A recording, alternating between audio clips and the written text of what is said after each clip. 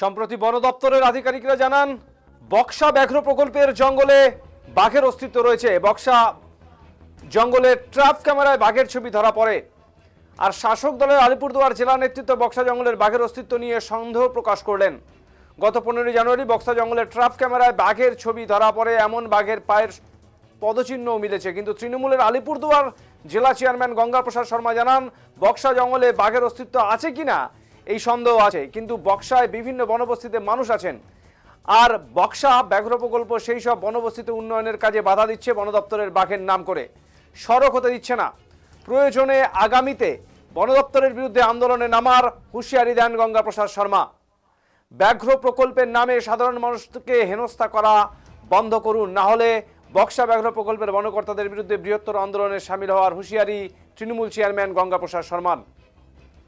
বক্সা ব্যাঘ্র প্রকল্পের বনকর্তাদের বিরুদ্ধে একাধিক বিষয় নিয়ে ক্ষোভ উগরে দেন তৃণমূল চেয়ারম্যান। তিনি বলেন বক্সার জঙ্গলে আদৌ বাঘের অস্তিত্ব আছে কিনা তা নিয়ে সংশয় রয়েছে। এছাড়া বক্সা ব্যাঘ্র প্রকল্প তো কিছু বছর আগে হয়েছে, তবে বক্সা জঙ্গলে ঘেরা রাজা ভাতখাওয়া, জয়ন্তী, বক্সা পাহাড়ের আদমা সহ অন্যান্য গ্রামে বেশ কয়েকশো বছর ধরে মানুষের বসবাস রয়েছে। তাহলে বাঘের দোহাই দিয়ে তাদেরকে কেন হেনস্থা করা হচ্ছে? গঙ্গা প্রসাদের দাবি বক্সা ব্যাঘ্র প্রকল্প কেন্দ্রের অধীনে, আর এখানে বনকর্তার গ্রাম পঞ্চায়েত জেলা পরিষদ তরফে কোনো কাজ করতে গেলে সেখানে ব্যাঘ্র প্রকল্পের দোহাই দিয়ে সেই কাজ করতে দেওয়া হচ্ছে না। তিনি আরো বলেন এই বক্সার জঙ্গল হয়ে জয়ন্তী গ্রাম দিয়ে একসময় ট্রেন চলাচল করত, সে সময় জঙ্গলে বন্যপ্রাণীরা ছিল। তাহলে এখন কেন সব কাজে ব্যাঘ্র প্রকল্পের দোহাই দেওয়া হচ্ছে? বন দপ্তরের এমন অত্যাচার বরদাস্ত করা হবে না। সাধারণ মানুষদের হেনস্থা করা বন্ধ করা না হলে বন দপ্তরের বিরুদ্ধে আন্দোলন করতেও প্রস্তুত বলেও হুঁশিয়ারি দেন গঙ্গা প্রসাদ শর্মা। গত নভেম্বর মাসে জয়ন্তীতে এক রেস্তোরাঁর নিজস্ব পয়েন্ট খুলে যাওয়ায় ডিসেম্বর মাসে বক্সা 0 পয়েন্ট থেকে ভিউ পয়েন্ট পর্যন্ত রাস্তা তৈরিতে বাধা, প্রত্যন্ত আদমা গ্রামে রাস্তা তৈরিতে বাধা, রাজা ভাতখাওয়া পানীয় জলের কাজে বাধা সহ বক্সা ব্যাঘ্র প্রকল্পের বনকর্তাদের বিরুদ্ধে ভুরি ভুরি অভিযোগ ইতিমধ্যেই সরব হয়েছিলেন স্থানীয় বাসিন্দারা। এবার সেই অভিযোগেই সুর চড়ল তৃণমূল চেয়ারম্যান গঙ্গা প্রসাদ শর্মার। রিজার্ভের নাম করে এখানকার যে মানে 100 বছর পুরনো বাসিন্দাদের উপরে বন বিভাগ অত্যাচার করছে, সেটা তো মেনে নেওয়া যাবে না। তার বিরুদ্ধে প্রয়োজন হলে আমরা আন্দোলন করব। দাদা এই বন দপ্তর তো রাজ্য সরকারের অধীনে রয়েছে। না না, এটা টাইগার রিজার্ভ, এটা সেন্ট্রাল, সেন্ট্রালের অধীনে আছে। আপনারা কি এখন আন্দোলনে নামবেন? এটা নিশ্চিত যখন প্রয়োজন হবে আমরা আন্দোলনে নামবো। আমরা মানুষের সাথে আছি, আমরা কথাও বলছি, কিন্তু এরা টাইগার রিজার্ভের নাম করে এরা খুব মনমানি করছে। প্রয়োজন হলে আমরা আন্দোলনে নামবো। দাদা এই বক্সায় তো রাস্তার কাজও প্রায় 1 মাসের উপরে বন্ধ হয়ে রয়েছে। দিচ্ছে, এটাই তো আমি বলছি, এটা রাজ্য সরকারের কাজ। তুমি বলছো এটা ফরেস্ট রাজ্য সরকার, রাজ্য সরকারের যে কাজ দিয়েছে সেই কাজগুলো কে আটকাচ্ছে? বন বিভাগ আটকাচ্ছে টাইগার রিজার্ভের নাম করে, ঠিক আছে? অথচ এখানে টাইগার আছে কি নাই আমরা জানি না। হ্যাঁ, তো এখানে মানুষ আছে না, মানুষ তো অনেক 100 বছর আগে থেকে 100-150 বছর আগে থেকে আত্মাতে মানুষ আছে নাই বলো। তারপরে তোমাদের সুন্তলা বস্তিতে লোক আছে, এটা এর এই মানুষগুলো কখন ছিল এখানে? টাইগার রিজার্ভের আগে ছিল। কেউ ওখানে জয়ন্তীতে রেল যেত, ব্রিটিশের আমলে যেত না, রেল যেত এখানে। তো কীভাবে ছিল তারা?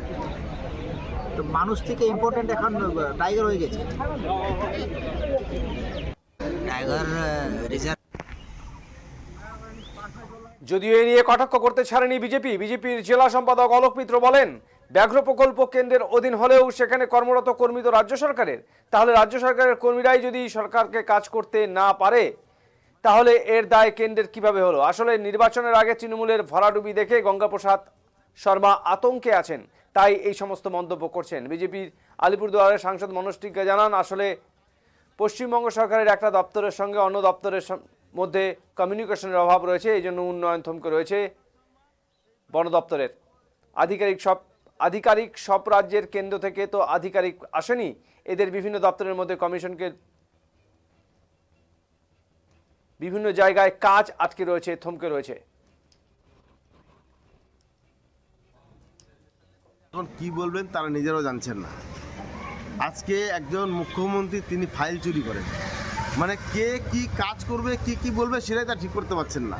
তো আজকে গঙ্গা প্রসাদ যেটা বলছেন তিনি একাধারে আমি বলবো ঠিকই বলেছেন, কারণ হচ্ছে তৃণমূল নিজেরাই তাদের দপ্তর বোঝেন না, কাজ বোঝেন না, কিছু বোঝেন না।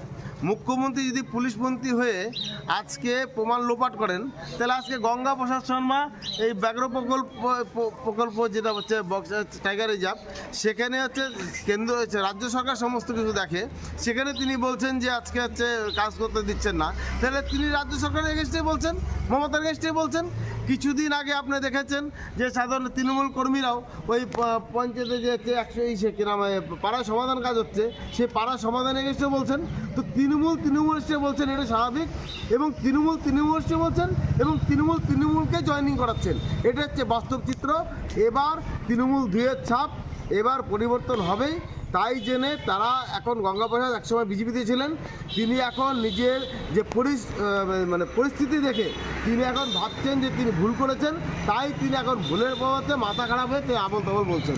এবং আরেকটা বড় বিষয়, গঙ্গাপ্রসাদ এর মধ্যে ধরা পড়বেন, কারণ গঙ্গাপ্রসাদের দপ্তর জেডিএ, সে জেডির যে চেয়ারম্যান তিনিও এই যে দুর্নীতির সাথে তিনি জেলে আছেন, এবং তার ফলে তিনি বেরোলে গঙ্গাপ্রসাদকেও তিনি ছাড়বেন না, এবং গঙ্গাপ্রসাদের জেলে যাওয়ার রাস্তা হচ্ছে সুবল হবে। তিনি বলছেন টাইগার রিজার্ভ এটা পুরোপুরি সেন্ট্রালের, সেখানে হচ্ছে সেন্ট্রালি কাজ করতে ইচ্ছে না, কি বলবেন আপনি?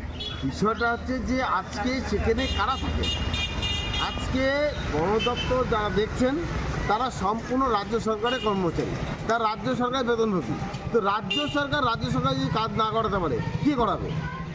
আজকে রাজ্য সরকারের দায়িত্ব, তার দায় মুছে ফেলতে পারে না। এগুলো অন্যকে দোষ দিয়ে লাভ নেই। তাদের রাজ্যে আজকে বাগান বন্ধ, তারা সেখানে কেন্দ্র সরকারের কথা বলছে, কিন্তু তাই তো বলছি তাদের মস্তিষ্ক বিকৃত হয়ে গেছে। তারা কখন কি বলছে ঠিক নেই, তারা নিজেদের দায়িত্ব ভুলে যাচ্ছেন, তাই তারা এই ধরনের কথা বলছেন। কিন্তু বাস্তব তিনি কাজ করতে পারছেন না, এটাই বাস্তব। তৃণমূলের নেতা নেত্রীরা এখন কি বলবেন তারা গার্ড থাকে।